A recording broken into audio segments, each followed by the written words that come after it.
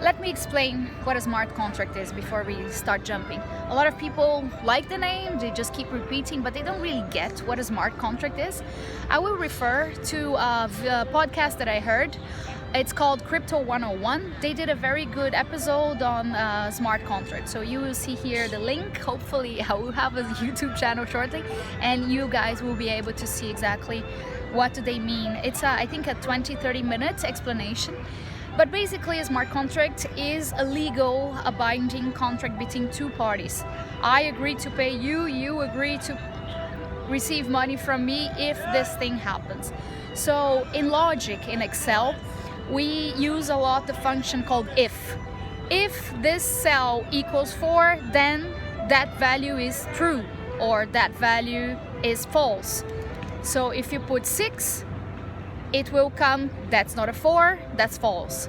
So logic is very useful in mathematics. A lot of the code and a lot of the things that happen in finance, it's behind Excel, it's behind Bloomberg, it's based on databases, it's based on numbers, and those numbers can be translated into logic.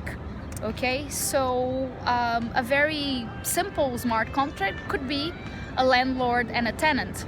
So you receive your paycheck, every month you have to pay the rent, so why don't you create a contract that automatically every 5th day of the month will pay the rent to your landlord. Your landlord will have a wallet, you have your wallet, but you sign an agreement, and then every 5th day of the month at this specific time in this specific currency, X amount of coins will go from your wallet to that wallet.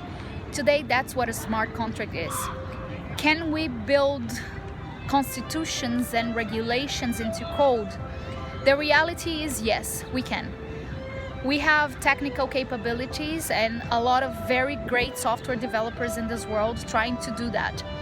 And I think it would be a wonderful world if all the nations, regardless of the jurisdiction, could all agree into general rules of commerce, of fairness, and those smart contracts can translate the language into logic. Now, what's beauty about law is that law can be interpreted. So, for example, you don't pay the rent because your mother had to go through a chemotherapy process and you had to spend the money that you were going to pay the rent to pay her agreement.